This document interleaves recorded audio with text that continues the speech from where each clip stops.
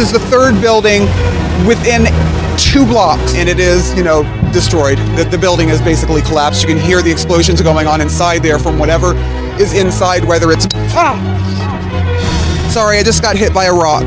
Breaking news. And we're getting significant breaking news coming in from Ferguson, Missouri. U.S. and local law enforcement officials telling CNN that a decision by the grand jury in the Darren Wilson case is expected to be announced later today. The announcement will come from the St. Louis County prosecutor. The sources did not know what the decision is, what the announced decision will be. Let's go to CNN's justice reporter, Evan Perez. He's on the scene for us in Clayton. That's where the grand jury has been meeting in Missouri. They were supposed to get a decision on Friday. They couldn't over the weekend. Presumably they were considering more facts. Now they've met again and they've reached the decision. Is that what you're hearing, Evan? That's right, Wolf. We know that the officials here are getting ready to make a public announcement of what the grand jury decision is later this evening. Now, as you mentioned, they met here on Friday. At the end of that day, they, instead of asking to see more evidence, they simply said that they wanted to think about it some more. They wanted to discuss it some more, and that's why they were back here today to finish their deliberations, to finish their decision making. We're now told by the sources that they're getting ready to make that announcement official later this evening. Obviously, they want law enforcement to be prepared. Tori, are you urging calm regardless of the decision? What are you asking for in that regard? We've been 20 plus nonviolent direct action trainers. We've trained up to 1,000 new people in that. I am urging calm. I'm urging calm for the police officers to not pepper spray me, tear gas me, mace me, and shoot rubber bullets. And some nights they shot people with real bullets. I think people need to urge the police to be calm, stop hurting kids, stop traumatizing our communities. So Tori, since the initial uproar that happened, shortly after the death of Michael Brown, do you feel that the protesters have been portrayed in a correct light? Because we do see some unrest, not nearly as much as in the beginning. I just want it to be fair. For a couple hours of looting and rioting, all I get is, are you going to be peaceful, or are you an advocate for calm? I'm an advocate for nonviolent direct action. I don't hear any of those things. You have the KKK running around saying they're going to use lethal force on us, and they have open carry marches and parades, and no one does anything. The police is killing people. Von Derek Myers, Kimberly Randall King, Akia Gurley in New York. It's everywhere, and no one's asking the police or the KKK or the FBI or the Department of Justice, are you going to keep the calm? You ran for the job, you wanted the job is yours, you took an oath. Won't you keep calm and serve the communities? I'm paying your bills, you need to go ahead and do what I tell you to. The decision by the grand jury has been more than 3 months in the making. 12 members of the community poring over documents, interviewing key witnesses, including Darren Wilson himself, all in an effort to decide whether the Ferguson police officer should be indicted for shooting 18-year-old Michael Brown on August 9th. While the 7 men and 5 women have operated largely in secret, the community has voiced its anger in public. Overnight graffiti was discovered on this archway in St. Louis, reading, "If we burn, you burn with us," a line from the popular Hunger Games series. The community is on edge, concerned that the grand jury's decision could spark violent protests like those that erupted in August after Brown was shot. Police and community members in the Ferguson area have stepped up security, building barricades around the police department in nearby Clayton, while boarding up local businesses in Ferguson. We're making sure we have all the resources that can make people safe and make our business safe, and that those rights of freedom of protest are maintained. Overnight, a reporter from the Los Angeles Times was injured when he was hit in the head during a protest. I didn't see anybody throw anything. I didn't see what it was. It felt like a conk on the head. Michael Brown's parents have urged protesters to remain calm. His father recorded a public service announcement asking people not to riot, and on Saturday, his mother joined area demonstrators to encourage peaceful protests. And I spoke to Michael Brown's cousin earlier today, who is not optimistic about the grand jury's decision. As you heard there in the piece, everyone from Michael Brown's parents actually to the President of the United States urging for demonstrators to be non-violent. Just within the past hour or so, Wolf, I received a text message from some of those who are out here on the ground organizing protests. They are already getting ready to organize over at the police station there in Ferguson. Once again, the hope is that all of the demonstrations, whatever they may be tonight, will be peaceful. Wolf? I can tell you right now, what you're looking at is the police department to my left. The protesters here, they have stopped people in the road now. There is a large crowd now gathering there. You can see them in the road. There's a car that is there that has been in support of the protesters. A lot of people are being told to honk if they support an indictment, but right now the road is closed. And here's what the police are doing. There's a helicopter above, and generally you can see the police standing out here. They do not have their riot gear on. This has been a pretty normal scene in the days that have led up to this. You can see they have their plastic ties there for handcuffs, but now what we're seeing is the crowd getting larger and larger, and I'm going to show you again what's happening. What's happening is the crowd is starting to take over the entire street, and there's some serious activity going on over here, people gathering, yelling, hollering. There is a crowd gathering because they're chasing someone who they say is a member of the KKK, and you see all the cameras going. Things are getting a little bit more tense as people try and figure out exactly who's out here, but certainly, Anderson, this scene has gotten far more people out here than were out here just about an hour ago. Anderson? Sir, you've been covering this now for months on the ground here. You've been at many of these protests in that exact same spot. How does tonight, the size of the crowd, the mood of the crowd compare to all the other nights you've been out there? That's a great question, because we have been out here for 2 months, and we have been out at this very spot for 2 months as the protesters have been protesting for more than 100 days every single night. Most nights there are 10 to 15 people, sometimes there are 50 people. Now you're seeing a much, much larger crowd, and to be fair, there's a lot of media here as well. For a while today there was more media than there were people out here protesting, but now folks have come out, they are waiting to hear from the grand jury. They want to hear from the prosecuting attorney's office. They want to know exactly what the decision is, and it's definitely a larger crowd than normal, Anderson. And Camille, I don't know if you can see this, but what our viewers are now seeing is actually protesters with their arms linked, blocking an intersection, sort of standing in a human chain, some of them with their arms linked, some of them just standing there, but blocking an intersection. During the August protest, the whole world saw police in riot gear, tanks, rifles pointed at protesters. There was tear gas. Do you think we could see scenes like this again? What you saw in August was militarization and police violence. Hopefully, with everything that we as an entire world have learned, we shouldn't see a lot of those images again. We should be working on de-escalation, which means communication, which means not bringing out the riot gear and the batons and the tear gas and the SWAT tanks as a first response. So we should not see that again. And do you believe there will be an indictment? Do you believe that that's the right thing for the community? And what I'm expecting is for justice to be done. And when we ask about is there an indictment, we're wondering, is there a reason to take this to trial? And I think that we've seen enough with leaked information, details that don't seem to be consistent in the police report to maybe warrant that there should be an indictment. But history lets us know that there won't be, and we're fighting against history.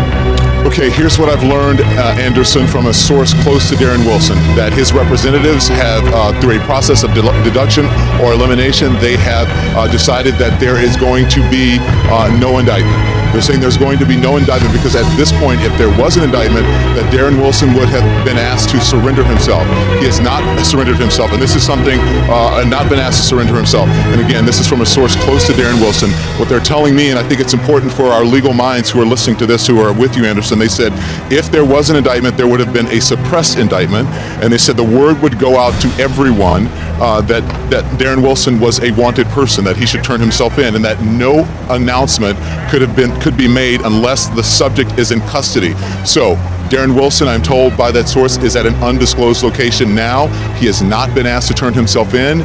They are surmising from that it is a no true bill and that there will be no indictment. And when asked how is he doing right now, the source says he is doing okay. There's a huge weight lifted off of his shoulders. He says he is now living now with being a person who is reviled, and he wants to somehow turn that around into a person who he wants to get that message out that he should not be reviled. But again, a source close to Darren Wilson is saying that his representatives have concluded that there will be no indictment because he has not been asked at this point to turn himself in. When I pressed further, they said at this point the feds may step in, they could do something, but if he is not indicted during this process, it will make a federal indictment harder in this case. But again, a source close to Darren Wilson saying they believe that there will be no indictment. Anderson. But I can talk to you about the family and their wishes. They wish that people will not be violent, people will be constructive, people will be peaceful as they've asked all along. They want change, Don. They want to not just make noise, they want to make a difference. Yeah. And I'm sure the family is probably somewhere witnessing this as well. This is not what they wanted. Initially, Ben and her, they wanted a 4.5 minute moment of silence before the protest started, and specifically they said no violence. Unfortunately, that is not playing out, at least here in Ferguson, and the president as well saying that this evening. But I have to tell you, Ben, the people who needed to hear what the president was saying this evening probably were not able to hear him because they were not in front of a television. Instead, they were out here, many of them, not all of them, but rioting and having tear gas thrown at them. Well, hopefully we can reach them through social media, through you out there on the street corner. We got to find a way to reach them to say what we need now is people to be disciplined and dignified so we can try to address these real serious issues that keeps claiming our children's lives. The Michael Brown and the unknown Michael Browns are crying out from the grave saying we have to change this system that let people kill them and are not held without consequence. That's the serious conversation we have to have, Don. Yeah. All right, Benjamin Crump, thank you very much. We appreciate you joining us here on CNN. If you're just joining us here on CNN, we want to tell you that we're live here. The reason we're not in front of a camera is because there has been chaos, and the pictures that we're looking at now are from the Ferguson Market and Liquor, and this is, I believe, the same store where those cigarellos were stolen with Michael Brown, the videotape of him and Doria Johnson in the store having an altercation with the store owner. And correct me if I'm wrong, producers, is this looting at this particular store that we're witnessing live? This store, as you can see, is on West Florissant. And again, we're not outside because there has been some rioting, some looting. Tear gas has been thrown, water bottles we witnessed being thrown at police, and then police, of course, retaliated with tear gas. And our security people, as well as the Ferguson Police Department, moved us to what we have here as a safe room. But unfortunately, many people were out in that crowd, women and children, as Chris Cuomo witnesses. Many of our correspondents and anchors have witnessed. They have been overcome with tear gas. And again, this Ferguson Market and Liquor store, listen, I believe, just from looking at the pictures, one would assume that store is being looted. Sadly, all of that does not really help the cause of the protesters. It really deflects the attention from what the president spoke to tonight, really what the prosecutor Bob McCullough spoke of tonight. Bob McCullough acknowledging that there were issues with police and with the community, and that unfortunately the death of Michael Brown would open up conversation, at least for people to start a conversation and to possibly come to some sort of consensus as to how to deal with this situation.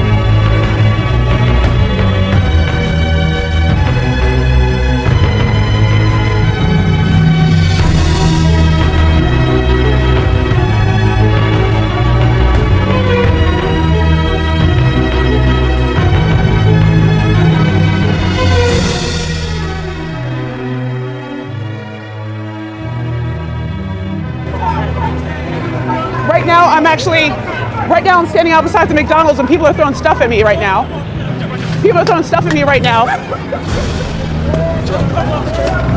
that kind of scene out here right now. Stephanie, get to safety, throwing please. Trash at us right now. I feel safe, actually, believe it or not, right now. But She's just having fun. It's just a young girl smiling and kicking stuff at us right now. Okay. But the energy out here is just seeing what actually, how far they can get away with some of the things that are going on out here. But there's no one else out here regulating other than some people from the community coming out and telling people, don't do this right now. Let's not do this. And other people are saying, don't shoot this, don't record this. All this while the beauty supply store is clearly on fire. But anyway, we're going to. There's no police there. All right. Stephanie. Okay. No. That's a good idea for you to get to another location. It seems unusual that there wouldn't be any police there. Okay, that's a good idea.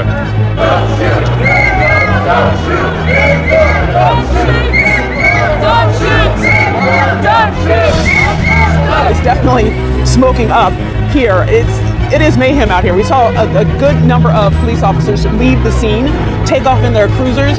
While right after they left, we watched a wireless store just looted. I watched 20 people or so break in there, and then one young man threatened me for recording it. And right after that, then I saw two young women come over and say, "This is our," she's next with them. They were like, "This is our stuff that you're doing this to. Why are you doing this?" And so some of them stopped, and then everyone ran out the store. But just people running back and forth all over the street from where the Ferguson market breaking in there, targeting different locations here.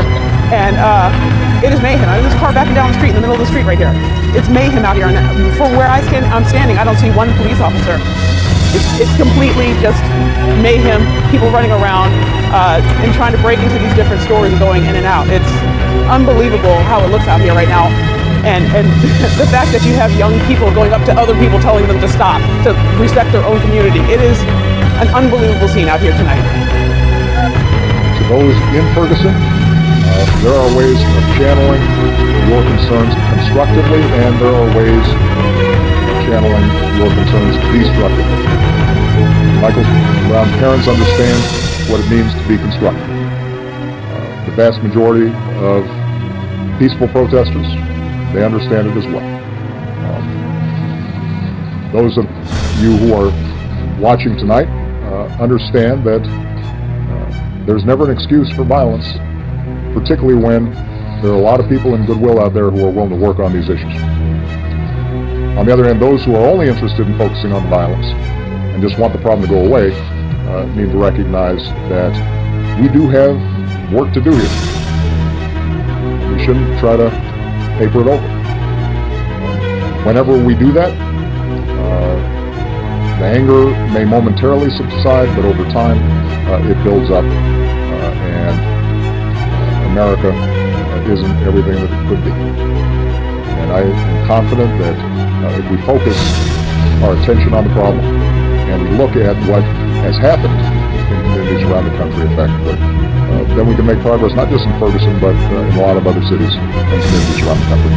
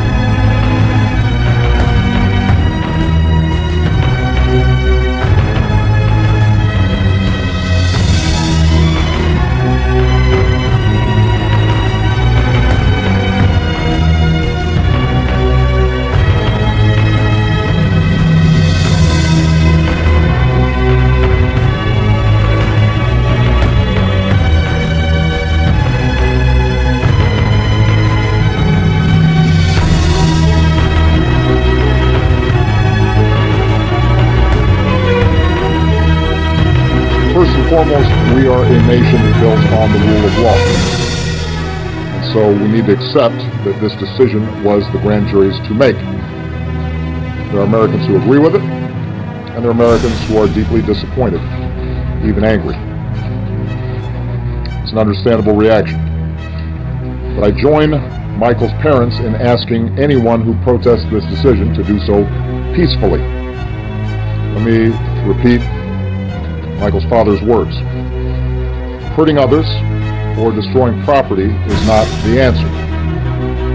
No matter what the grand jury decides, I do not want my son's death to be in vain. I want it to lead to incredible change, positive change, change that makes the St. Louis region better for everyone. Michael Brown's parents have lost more than anyone. We should be honoring their wishes. I also appeal to the law enforcement officials in Ferguson and the region to show care and restraint in managing peaceful protests that may occur. Understand, our police officers put their lives on the line for us every single day. We've got a tough job to do to maintain public safety and hold accountable those who break the law. And Committeewoman, I don't know if you can see this, but what our viewers are now seeing is actually protesters with their arms linked blocking an intersection, sort of standing in a human chain, some of them with their arms linked, some of them just standing there, but blocking an intersection. During the August protest, the whole world saw police in riot gear, tanks, rifles pointed at protesters. There was tear gas. Do you think we could see scenes like this again? What you saw in August was militarization and police violence. Hopefully, with everything that we as an entire world have learned, we shouldn't see a lot of those images again. We should be working on de-escalation, which means communication, which means not bringing out the riot gear and the batons and the tear gas and the SWAT tanks as a first response.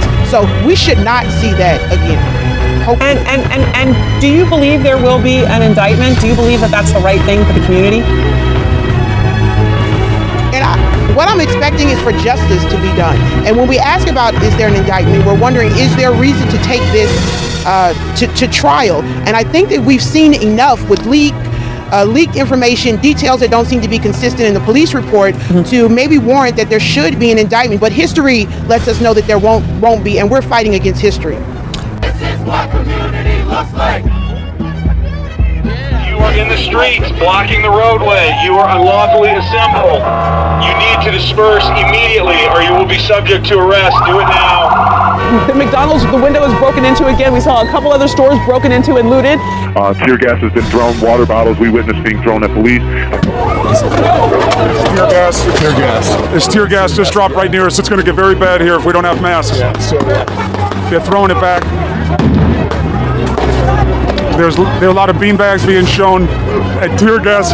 What you're looking at is the aftermath of the grand jury deciding not to indict Officer Wilson. That's one police cruiser that is fully engulfed right now. And then if you just turn to your right, our photographer, Syke Dumas, is going to get you the other cruiser. That one is almost finished burning. We don't get it! And we don't get it! It was mayhem. We saw these buildings catch on fire. This was a beauty supply store.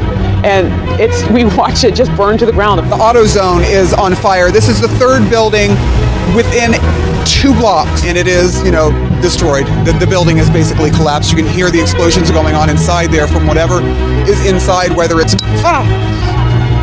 Sorry, I just got hit by a rock. I've been hit with much worse in my day.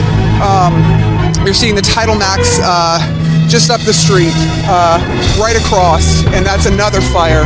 And you're hearing the explosions from inside of some of those places. Just to give you context, I don't want you to give you the sense that the entire city of Ferguson, that there's chaos, lots of areas are calm, people are inside, and that is really what we have been witnessing. Don't shoot! Don't shoot! Not tear gas this time, just smoke. But to see another building here now on fire, to look over to my left to see some others that have been looted. This is the New York Grill, another business here. They've broken into... Right now I'm standing out beside the McDonald's and people are throwing stuff at me right now.